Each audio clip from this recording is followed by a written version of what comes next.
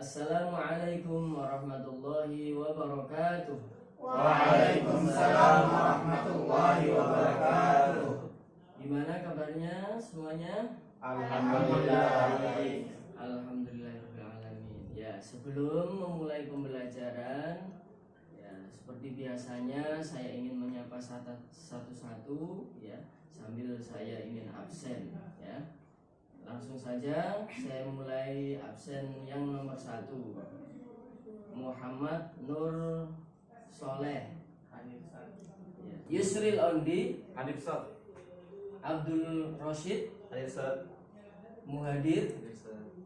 Samsudin Tasani, Alfa ya, Alfa apa izin ini? Alfa ya, baik. Delia Fitri, Hadir Ustaz. ya bagus. Husna, Hadir Ustaz. ini siapa namanya ini? Oh, Santi. Ya. Ini namanya belum ada di Siakat ya. Jadi nanti tolong diurus biar perkuliahan selanjutnya ya bisa masuk di absen. Baik ya Santi ya. Oke, baik ya teman-teman sekalian, sesuai dengan jadwalnya ya. Jadi mata kuliah kita hari ini adalah baca tulis apa? Ya, untuk memulai ya pembelajaran kita pada pagi hari ini, mari sama-sama kita membaca doa. Salah satu ya teman-teman ada yang pimpin doa. Coba Abdul Rasid pimpin doa. Oke, teman-teman dan Ustadz, sebelum kita memulai aktivitas belajar kita, adalah sama-sama kita berdoa dengan membaca suratul Fatihah. Ya, terima kasih ya, Saudara Rosid yang sudah memimpin doa membaca surat Al-Fatihah. Selanjutnya ya, materi kita pada hari ini adalah makhorijul huruf. Ya, sebelum kita memulai saya ingin mengetahui ya sejauh mana ya kemampuan kalian ya terhadap pengenalan makhorijul huruf. Apakah dulu ya saat kalian di MTS, di Alia, di SMP ya ataupun di SMA pernah diajari makhorijul huruf? Ada yang tahu apa itu makhorijul huruf? Saya Ustaz. Iya, apa itu makhorijul huruf? Makhorijul huruf itu tempat-tempat keluarnya huruf. Ya, bagus. Terus ada yang bisa sempurnakan selain yang disampaikan oleh Adelia tadi? Sudah ya? Ya, jadi bagus ya Adelia. Jadi makhorijul huruf itu ya kalian bisa lihat di sana di slide ya. Di situ sudah saya tulis makhorijul huruf ya berasal dari bahasa Arab. Makhorijul huruf ya, makhrij itu jamak dari lafaz makhrajul ya. Kalau makhraj berarti banyak, berarti tempat. Begitu juga huruf itu jamak ya dari kata harfun. Kalau huruf berarti huruf-huruf ya. Nah, jadi secara bahasa artinya tempat keluarnya huruf. Nah, itu secara bahasa. Kemudian makhorijul huruf dalam ilmu tajwid ya itu didefinisikan ilmu yang mempelajari letak atau titik keluarnya bunyi huruf hijaiyah saat dilafadzkan ya. Jadi huruf hijaiyah yang ada 28 itu ya, itu semuanya mempunyai tempat atau titik ya atau penekanan saat apa diucapkan ya, saat diucapkan.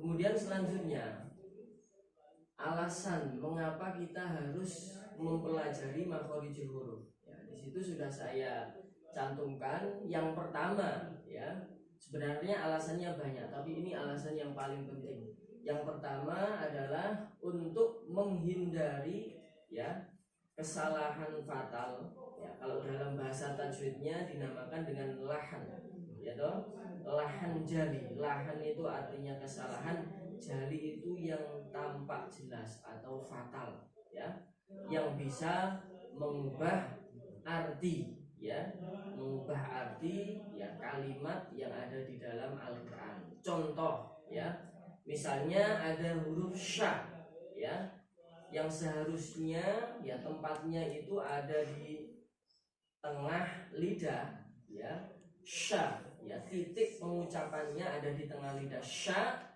ya, tapi karena tidak tahu atau belum pernah belajar akhirnya dibaca sa, tipis, ya, tidak dibedakan, ya, maka konsekuensinya, ya, artinya akan berubah jauh. Misalnya dalam contoh Al-Quran, a'udzubillahi minasyaitonirrajim, walaqad nasarakumullahu bibadrin wa antum adillah fattaqullaha la'allakum tashkurun. Ya, jadi tekanannya ada di mana? Sya, ya, di lidah bagian tengah. Nah, jadi kalau kita artikan walaqad nasarakumullahu, ya, walaqad nasarakumullahu, dan benar-benar telah menolong, ya, Allah telah menolong di Badrin, pada perang Badar, wa antum adillah, sedangkan kalian itu lemah, ya, lemah kenapa? Karena jumlahnya sangat sedikit dibandingkan tentara kafir, ya, pada saat itu. Maka selanjutnya fattaqullah, maka bertakwalah kepada Allah, la'allakum tashkurun, agar kalian bersyukur. Nah, itu kalau pakai shin. Nah, tapi kalau shin itu terbaca sa, la'allakum tashkurun, ya, maka maknanya berbeda jauh. Artinya jadi agar kalian mabuk-mabukan, ya. Jadi seperti itu, ya. Pentingnya apa? Pentingnya mempelajari makhorijul huruf. Kalau ada kesalahan yang fatal, tahan jali, yang berkaitan dengan pengucapan huruf, maka maknanya juga akan berbeda jauh, ya. Paham tuh? Paham. Alhamdulillah. Itu alasan yang pertama. Yang kedua adalah untuk mencapai kesempurnaan dalam tilawah atau membaca Al-Quran. Ya, jadi satu-satunya cara agar seseorang itu bacaan Al-Qurannya bisa fasih, ya, dengan cara mempelajari makhorijul huruf. Kemudian selanjutnya kita langsung masuk ke pembahasan makhrajnya, ya. Jadi makhorijul huruf, ya, secara garis besar itu ada 5, ya. Kalian bisa lihat di atas itu, ya. Ada 5. Yang pertama adalah al-halqu, ya. Al-halqu itu artinya apa? Tenggorokan, ya. Tenggorokan. Kemudian yang kedua adalah al-lisanu, ya toh? Apa? Al-lisanu. Artinya apa? Al-lisanu lidah. Kemudian yang ketiga asyafatain, ya. Artinya apa? Asyafatain, dua bibir, ya. Kemudian yang keempat al-khaysum. Apa? Al-khaysum? Kemudian yang terakhir untuk memudahkan kalian memahami, ya, saya sudah tampilkan gambar, ya, secara utuh makhraj, ya. Ya, jadi yang bagian sana, ya, bisa dilihat ada tenggorokan, kemudian lidah, ya, dari anakan lidah itu yang ada tanda merah, ya, sampai di ujung sana itu lidah, ya. Kemudian selanjutnya yang keempat ada syafatain, 2 bibir, gitu. Nah, 2 bibir, kemudian rongga mulut, ya, mulai dari tenggorokan sampai depan situ itu rongga mulut. Kemudian yang terakhir hidung, janur hidung, nah, yang ada tulisannya guna itu, ya. Paham itu? Ya, baik. Untuk mempraktekannya biar kalian juga bisa mengikuti atau bisa lancar, ya, dalam mempraktekkan, mari sama-sama kita praktekkan. Yang pertama ada huruf apa itu? Huruf apa? Huruf apa itu? Yang paling bawah, tenggorokan bagian bawah. Oh iya, untuk diketahui, jadi tenggorokan itu dibagi menjadi 3 ya. Iya. Jadi ada tenggorokan bawah, tenggorokan tengah, tenggorokan Atas. ya, tenggorokan atas. Nah, jadi seperti itu. Maka kita praktekkan dulu satu-satu dari tenggorokan bagian bawah. Ya, coba dibunyikan sama-sama. A, A. A. A.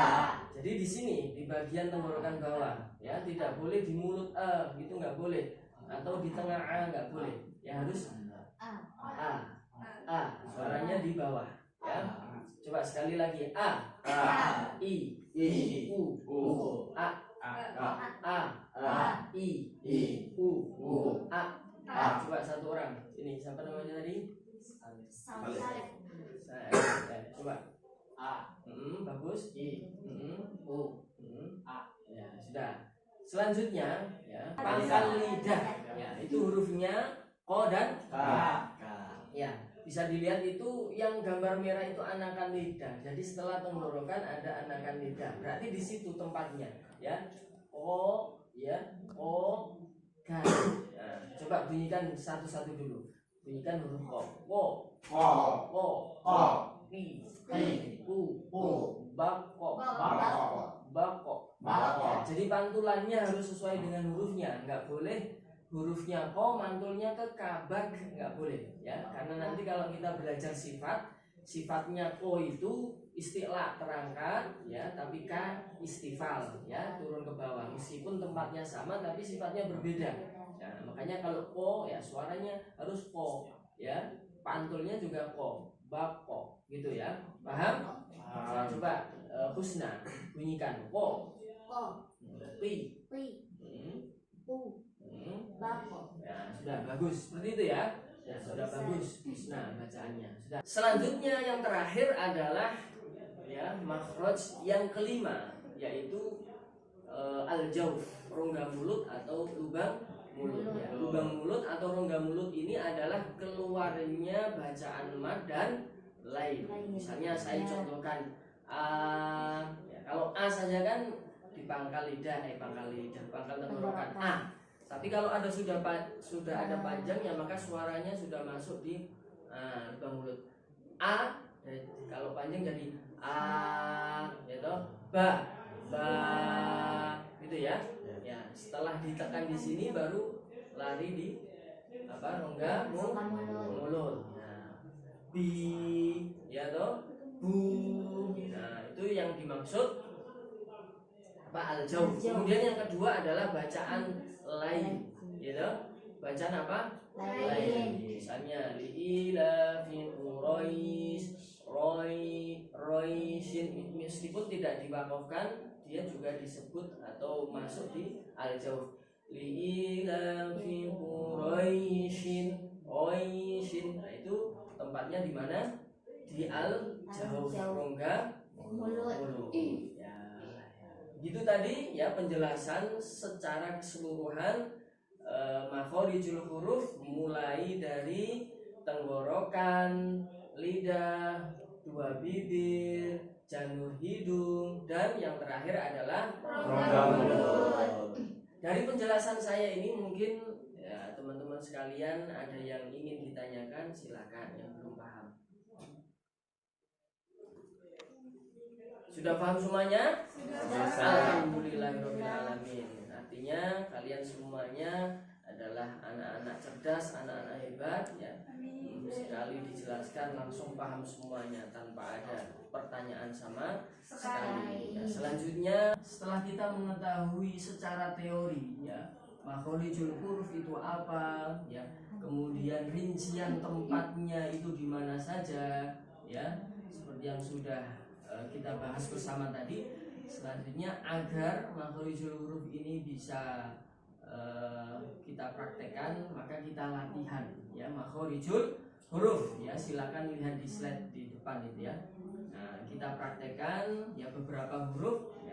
Nanti huruf ini ya bisa disamakan atau disesuaikan dengan huruf-huruf yang lain ya. Yang pertama adalah huruf A ya, perhatikan ya, saya bacakan.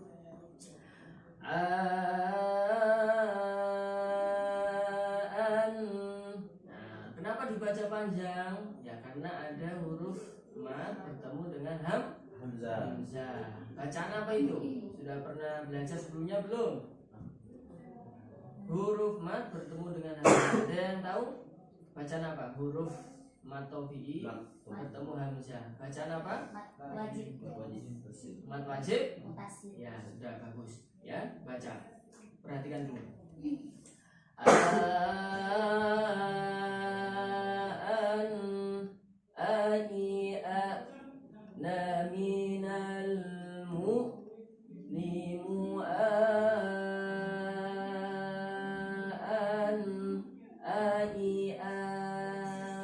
Ya, saya ulangi sekali lagi ya. Jadi panjangnya ada 2 a dan mu'a tadi ya. Nah, perhatikan setelah ini praktek satu-satu.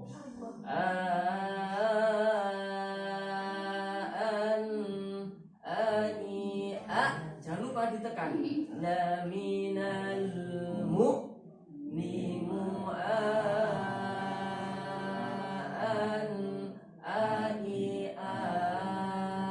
Nah, coba sama-sama dulu. 1, 2, 3.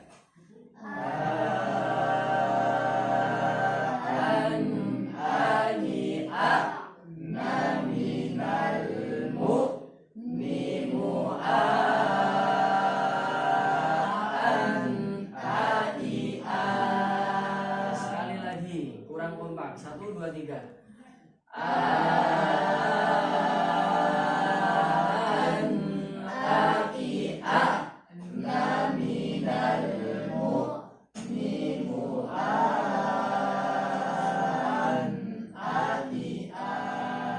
Seperti itu. Semuanya harus ditekan di bagian tenggorokan ya. Di bagian bawah tenggorokan. Nah, sudah paham? Kemudian selanjutnya huruf coba kita ambil sampelnya saja huruf K ya. Nanti kalian coba sendiri ya. Jadi mulai dari tenggorokan bagian bawah itu bisa dilatih dengan cara ini, gitu. Nah, ini sengaja saya ambilkan yang bacaannya berbeda. Kalau tadi bacaan jelas, kalau yang selanjutnya bacaan dengung dan selanjutnya bacaan idgham bilang ya. Udah. Apa mau coba satu-satu dulu ya? Coba satu-satu dulu seperti yang sudah saya sampaikan tadi. Siapa namanya? Rosid dulu, Rosid coba. Ayo.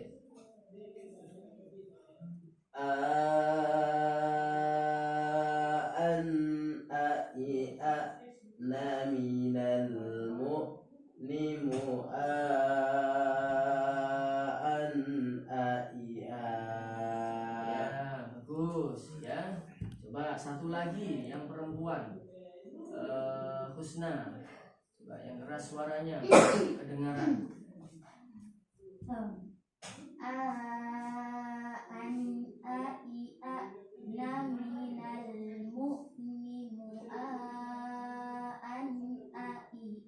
Nah, sudah bagus, masya Allah, subhanallah, suaranya bagus sekali ya Husna. Ya.